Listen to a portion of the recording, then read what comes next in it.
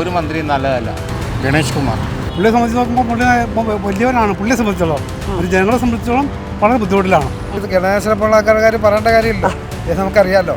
ആദ്യം ഇരുന്ന നല്ല നല്ല ആൾക്കാരെ മാറ്റിക്കൊണ്ടാണ് അവരുടെ ഒത്താശ അനുസരിച്ചുള്ള മറ്റു ആൾക്കാരെ പിന്നെ നല്ല മന്ത്രി എന്ന് പറയാൻ നമുക്ക് ആരെയും എടുത്തു പറയാൻ പറ്റില്ല. ഇപ്പോഴത്തെ മന്ത്രിസഭ തന്നെ കൊള്ളത്തില്ല. നമ്മുടെ പിണറായി സർക്കാർ, അത് സർക്കാർ തന്നെ പറയുന്നുണ്ട് ഏറ്റവും നല്ല സർക്കാരാണ്, ഏറ്റവും നല്ല ഭരണം കാഴ്ചവെച്ച സർക്കാരാണെന്നൊക്കെ സർക്കാർ പറയുന്നുണ്ട്. പക്ഷേ അതിനെക്കുറിച്ച്, സർക്കാരിനെക്കുറിച്ച് നല്ല അഭിപ്രായമാണെങ്കിലും മോശം അഭിപ്രായമാണെങ്കിലും പറയേണ്ടത് ജനങ്ങളാണ്. നമുക്ക് സർക്കാരിനെ കുറിച്ച് ചോദിക്കുന്നില്ല. കാരണം സർക്കാരിൻ്റെ ഭരണമാകുമ്പോഴത്തേക്ക് ചില വീഴ്ചകളും പാളിച്ചകളും ഒക്കെ ഉണ്ടാകാം, അത് സർവ്വസാധാരണമാണ്. പക്ഷേ ഇതിൽ ഏതെങ്കിലും ഒരു മന്ത്രിയെക്കുറിച്ച് നമുക്കൊരു നല്ല അഭിപ്രായം ആർക്കെങ്കിലും ഉണ്ടോ എന്ന് ചോദിക്കാം. കാരണം ഏത് മേഖലയാണ് ഏറ്റവും നല്ല മേഖല, അല്ലെങ്കിൽ ഏത് മന്ത്രിയാണ് നല്ല മന്ത്രി? പലർക്കും വ്യക്തിപരമായിട്ട് ആരെങ്കിലും ഒരാളെങ്കിലും എടുത്തു പറയാനായിട്ട് കാണുമെന്ന് വിശ്വസിക്കുന്നു.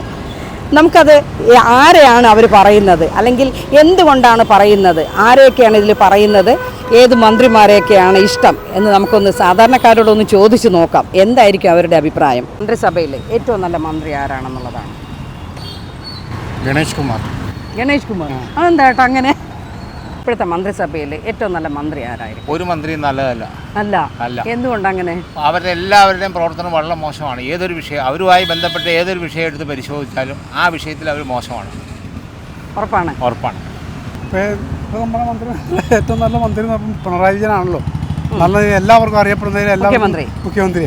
അപ്പോൾ പുള്ളിയെ സംബന്ധിച്ച് നോക്കുമ്പോൾ പുള്ളി വലിയവനാണ്. പുള്ളിയെ സംബന്ധിച്ചോളം ഒരു ജനങ്ങളെ സംബന്ധിച്ചോളം വളരെ ബുദ്ധിമുട്ടിലാണ്. അപ്പോൾ ഏറ്റവും നല്ല ആളെന്ന് പറഞ്ഞാൽ പുള്ളിയാണെന്നാണ് നമുക്ക് തോന്നുന്നത്. അപ്പോൾ ജനങ്ങൾ പറയുന്നത് അഭിപ്രായം, എൻ്റെ അഭിപ്രായം ഇങ്ങനെ ഒരു ഭരണം ഇതുവരെ ഉണ്ടായിട്ടില്ല നമ്മുടെ കേരളത്തിൽ. അല്ല, ഇതിലെ മന്ത്രിമാരിൽ ഏറ്റവും നല്ല മന്ത്രി ചേട്ടൻ്റെ അഭിപ്രായത്തിൽ ആരാണ്? എൻ്റെ അഭിപ്രായത്തിലോ ഇപ്പോൾ ഉള്ളതിലെല്ലാം എന്ന് പറയുമ്പോൾ എല്ലാം തന്നെ കണക്കാം. എല്ലാം കണക്ക്. എല്ലാത്തിനും നയം ഒരു രീതിയും ആർക്കെങ്കിലും നല്ല രീതിയിൽ ഒരു വ്യത്യാസം ഉണ്ടെങ്കിൽ നമുക്ക് അറിയാൻ പറ്റുമല്ലോ. ആർക്കും ഇല്ല. അവർക്ക് ഇതിൽ ഒഴുക്ക് നീന്തുക എന്നുള്ള ഉദ്ദേശമുള്ളവർക്ക്. അപ്പോൾ ആരുമില്ല. ചേട്ടൻ്റെ അഭിപ്രായത്തിലോ? ആരുമില്ല. ഏത് മന്ത്രിയാണെന്നുള്ളത് എല്ലാ മന്ത്രിയും കണക്കാം. പ്രത്യേകിച്ച് ഇത് ഗണേശനെ പോലുള്ള ആൾക്കാർ പറയേണ്ട കാര്യമില്ല, ഇത് നമുക്കറിയാമല്ലോ. അത് ചേട്ടൻ നന്നായി ഇപ്പം എടുത്ത് പറഞ്ഞു. അതെ. ബാക്കി എല്ലാവരും അഴിമതിയുടെ കാര്യത്തിൽ മാത്രം ചില ആളുകൾ പുറകിലാണ്. പക്ഷേ നയപരമായ കാര്യങ്ങളെല്ലാം നടപ്പാക്കുന്ന എല്ലാവരും എല്ലാം കണക്ക് തന്നെയാണ്. എല്ലാം കണക്ക്. കേന്ദ്ര സർക്കാരിൻ്റെ ഞങ്ങൾ തന്നെ എല്ലാവരും നടപ്പാക്കണം. എന്തെങ്കിലും വ്യത്യാസമുണ്ടോ? എല്ലാ മേഖലയിലും എല്ലാവരും കണക്ക് തന്നെയാണ്. എല്ലാം കണക്കാ. ഇപ്പോഴത്തെ ഭരണത്തിരിക്കണം മന്ത്രി നല്ല മന്ത്രി എന്ന് പറയാൻ ഒരാളെങ്കിലും ഒരാളെന്ന് പറയാനും ആരെയില്ല പറയാനായിട്ട്. എനിക്ക് അങ്ങനെ ആരെയും ഇഷ്ടപ്പെടുന്നില്ല. എന്തുകൊണ്ടാ? നല്ല ഭരണം കാഴ്ചവെക്കാത്തത് കൊണ്ടാണോ? എന്തുകൊണ്ടാണ്? പലരും പല അഭിപ്രായം പറയുന്നുണ്ട്. ഭരണങ്ങൾ അവരുടെ രീതിക്കൊക്കെ നടത്തുന്നുണ്ട്, എങ്കിലും അത് ആദ്യം ഇരുന്ന നല്ല നല്ല ആൾക്കാരെ മാറ്റിക്കൊണ്ടാണ് അവരുടെ ഒത്താശ അനുസരിച്ചുള്ള മറ്റു ആൾക്കാരെ പിന്നെ അത് ആരോഗ്യ മേഖലയിൽ അല്ലാതെ പല പല മേഖലകളിൽ അങ്ങനെയൊക്കെ കൊണ്ടുവന്നിട്ടുണ്ട്. അല്ലാതെ ഇത് താഴെ ഘടകങ്ങളിലേക്ക് ഇപ്പം ഒരു തൊഴിലാളിയുടെ സർക്കാർ എന്ന് പറഞ്ഞെങ്കിലും താഴെത്തട്ട് അത്ര കൂടുതൽ ഗവനിക്കുന്നില്ല. താഴെത്തട്ട് ഇപ്പോൾ വാർദ്ധക്യ പെൻഷൻ മാത്രമല്ല താഴെത്തട്ട്. ഇപ്പോൾ വയനാട് മറ്റു സ്ഥലങ്ങളിൽ നിന്ന് മരിച്ചാൽ ജനം കൊണ്ടുവരണമെങ്കിൽ എന്തുമാത്രം ബുദ്ധിമുട്ടുള്ള ഏരിയ കിടക്കുന്നത്. അപ്പോഴവരിവിടെ ഒരു 10 വീട് ഉരുൾപൊട്ടിയപ്പോൾ കൊടുത്തതല്ല ഒരു വലിയ കാര്യമെന്ന് പറയണത്. അതുകൊണ്ട് മന്ത്രിമാരെയൊന്നും ആരുമില്ല, അങ്ങനെയൊന്നും പറയാനൊന്നും ഒക്കുന്നില്ല. മൂന്നാം തുടർ ഭരണം വരുമെന്ന് ചേട്ടന് തോന്നുന്നുണ്ടോ? ഇനിയും പിണറായി സർക്കാർ വരും എന്ന് തോന്നുന്നുണ്ടോ? എനിക്കതിൽ ഉറപ്പില്ല. ആൾക്കാർ സ്പ്ലിറ്റായി നിൽക്കുകയാണ്. കമ്മ്യൂണിസ്റ്റുകാരനും മാറി നിൽക്കുകയാണ്, കോൺഗ്രസ്സുകാരനും അങ്ങനെ തന്നെ. അപ്പോഴും വോട്ടുകൾ കൂടുതൽ പിടിക്കുന്ന BJP ആണ് വീണ്ടും. അതാണ് തിരുവനന്തപുരം ജില്ലയിലെ ഒരു രൂപം ഇപ്പോഴത്തെ. അപ്പൊ BJP വരുമെന്നാണ് ചേട്ടന്റെ ഒരു വിശ്വാസം? വരുമെന്ന് പറയാൻ പറ്റൂല. എന്നാലും വോട്ട് കൂടുതൽ പിടിക്കും. ഒറ്റക്കൊരു ഭൂരിപക്ഷം ഒരു കക്ഷിക്ക് കരസ്ഥമാക്കാൻ കഴിയുമെന്നൊന്നും എനിക്കറിയുന്നില്ല. എന്നാലും UDF 10 കൊല്ലം കൊണ്ട് ഒഴിഞ്ഞു നിൽക്കുകയാണ്. അപ്പൊ അവർക്ക് വരാൻ ഒരു ചാൻസ് ഉണ്ട്. ഒരു മാറ്റം വരട്ടെ വർഷത്തെ അല്ലേ? അതെ. ഇപ്പോഴത്തെ മന്ത്രിസഭയിൽ ഒരു നല്ല മന്ത്രി എന്ന് പറയാൻ നമുക്ക് ആരെയും എടുത്തു പറയാൻ പറ്റില്ല. ഇല്ല. എന്നാലും ഒരു ചെറിയ പോയിന്റെങ്കിലും കൊടുക്കാൻ പറ്റുന്ന ആരെങ്കിലും ഉണ്ടോ? നമുക്ക് എന്നെ സംബന്ധിച്ചിടത്തോളം പറയുകയാണെങ്കിൽ ആരും നല്ലതല്ല. മന്ത്രിസഭയിൽ മൊത്തത്തിൽ ജനവിരുദ്ധമായ നയങ്ങൾ നടപ്പാക്കിക്കൊണ്ടിരിക്കുന്ന ഒരു സർക്കാരാണ്. അതുകൊണ്ട് തന്നെ ആ നയത്തിൻ്റെ ഭാഗമായിട്ടുള്ള മന്ത്രിമാരാണ് മുഴുവനുള്ളത്. അതുകൊണ്ട് ഒരാൾ ജനങ്ങൾക്ക് അനുകൂലമായ ഒരു മന്ത്രി ഉണ്ട് എന്ന് പറയാൻ പറ്റില്ല. ഇല്ല, എല്ലാവരും ജനവിരുദ്ധരാണ്. ഈ മന്ത്രിസഭ മൊത്തത്തിൽ ജനവിരുദ്ധമായ നയങ്ങൾ ഇവിടെ നടപ്പാക്കിക്കൊണ്ട് ആർക്കും ഒരു നന്മയോ അല്ലെങ്കിൽ എടുത്ത് പറയത്തക്ക ഒരു നല്ല നമ്മൾ ഏത് മേഖല പരിശോധിച്ചാലും ആരോഗ്യ മേഖല എന്ന് പറഞ്ഞു കഴിഞ്ഞാൽ നമുക്ക് കുത്തഴിഞ്ഞ ഒരു മേഖലയാണ്. അപ്പോൾ ആ മന്ത്രിനെ നമുക്ക് ഒരിക്കലും അംഗീകരിക്കാൻ പറ്റില്ല. അത്രയും ജനവിരുദ്ധമായ നിലപാടുമായിട്ടാണ് ഇവർ പോയിക്കൊണ്ടിരിക്കുന്നത്. അതുപോലെ തന്നെ വിദ്യാഭ്യാസ മേഖലയിലാണെങ്കിൽ ഭാവി തലമുറയെ തന്നെ തകർക്കുന്ന തരത്തിലുള്ള വിദ്യാഭ്യാസ നയങ്ങൾ കേന്ദ്ര ഗവൺമെൻറ്റിൻ്റെ അതേ നയങ്ങൾ ഇവിടെ നടപ്പാക്കിക്കൊണ്ടിരിക്കുകയാണ്. PM-ശ്രീയിൽ ഒപ്പുവെച്ചു. അപ്പോൾ ദേശീയ വിദ്യാഭ്യാസ നയം അതേപടി ഇവിടെ നടപ്പാക്കുന്നു. പിന്നെ തൊഴിലാളികൾക്ക് വിരുദ്ധമായ നയങ്ങളാണ് നടപ്പാക്കുന്നത്. തൊഴിലാളികൾക്ക് അനുകൂലമായി ഈ രാജ്യത്ത് നിലവിലുണ്ടായിരുന്ന 29ഓളം നിയമങ്ങൾ തികച്ചും ഇല്ലാതാക്കിക്കൊണ്ട് തൊഴിലാളി വിരുദ്ധമായ 4 ലേബർ കോഡുകൾ ഇവിടെ നടപ്പാക്കിയിരിക്കുകയാണ്. അത് കേരളത്തിൽ അതിൻ്റെ കരട് ചട്ടം രൂപീകരിച്ചിരിക്കുന്നു. ഇന്ത്യയിൽ തന്നെ ആദ്യമായിട്ട് കേരളത്തിലാണ് അതിനുള്ള 4 ചട്ടങ്ങൾ രൂപീകരിച്ചത്.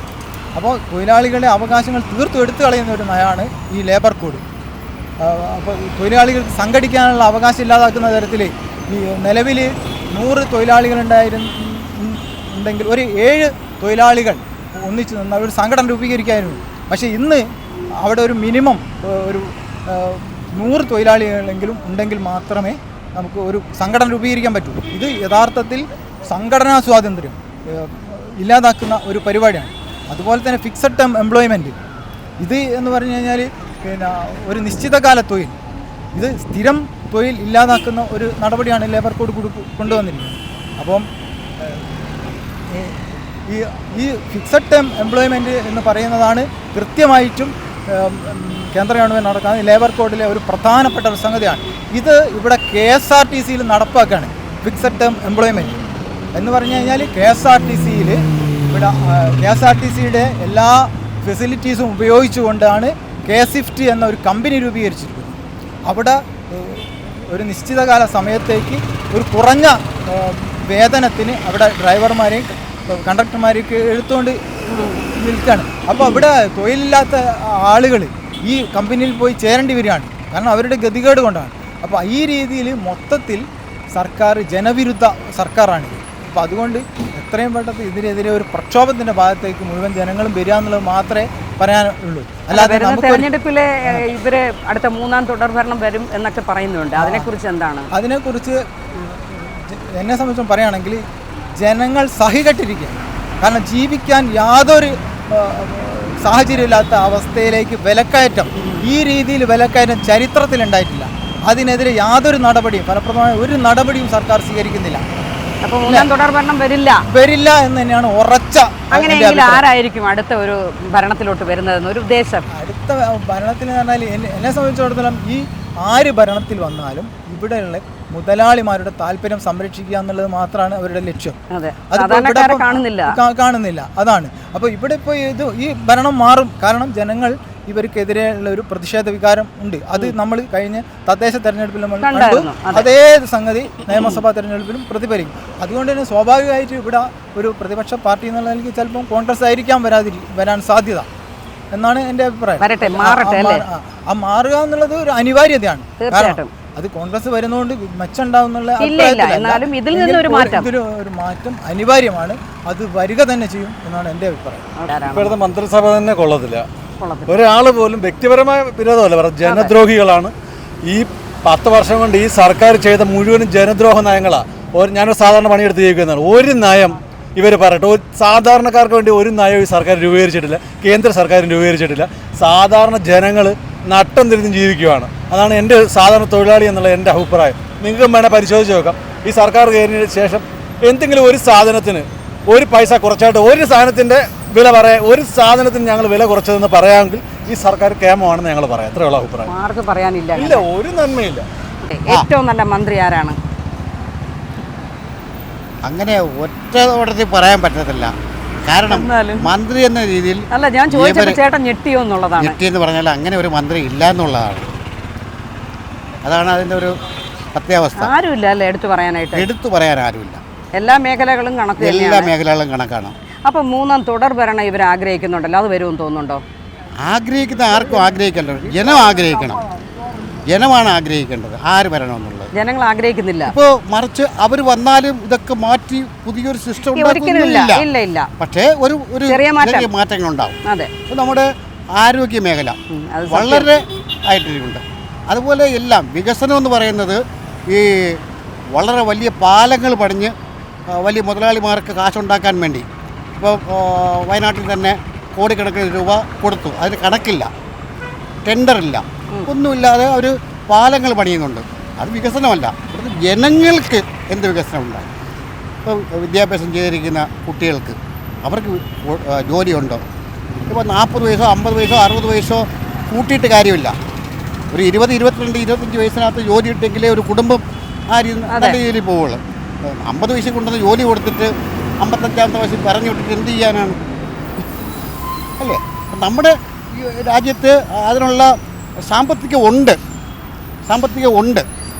പക്ഷെ ആ സാമ്പത്തികമെല്ലാം വേറെ ഏതോ മേഖലയിലേക്ക് അതിങ്ങനെ വഴിമാറി പോകുന്നു. അതാണ് എൻ്റെ പ്രശ്നം.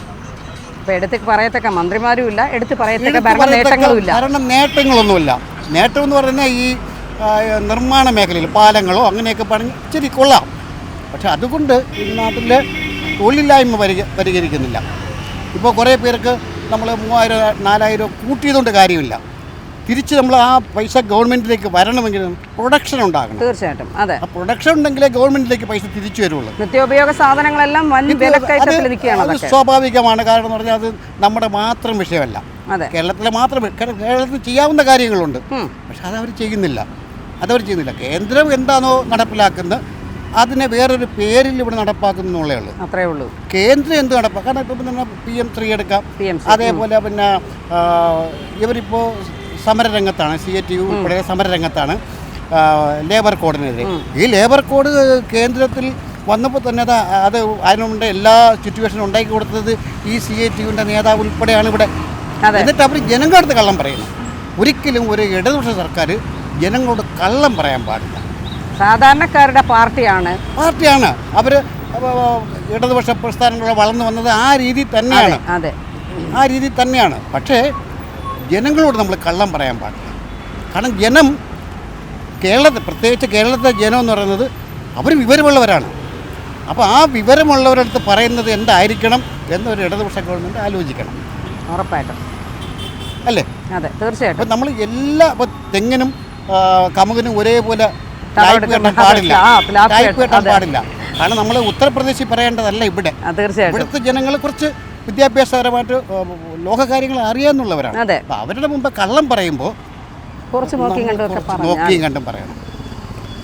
കുറഞ്ഞ പക്ഷം നമ്മൾ ജനങ്ങളോട് നമുക്കൊരു അബദ്ധം പറ്റി നമുക്ക് പറയാം, ജനം ക്ഷമിക്കും. തീർച്ചയായിട്ടും അല്ലേ? ജനം ക്ഷമിക്കും. നമ്മുടെ ഗവൺമെൻറ്റാണ്. നമ്മുടെ ഗവൺമെൻറ്റിന് ഒരു പാളിച്ച പറ്റാം. അത് ഗവൺമെൻറ്റിന് നമ്മളോട് പറയാം, ഞങ്ങൾക്ക് ഇന്നൊരു പാളിച്ച പറ്റി. അതിന് ന്യായീകരിക്കുന്നതിനകത്ത് അർത്ഥമില്ല. കാരണം അത് പ്രത്യേകിച്ച് കാരണം കേരളത്തിലെ ജനങ്ങൾ പ്രബുദ്ധരായ ജനങ്ങളാണ്. അപ്പോൾ അത് ഒരു അങ്ങനെ എടുത്തു പറയത്തക്ക ഒരു മന്ത്രി ഇല്ല. ശരി, ഓക്കെ.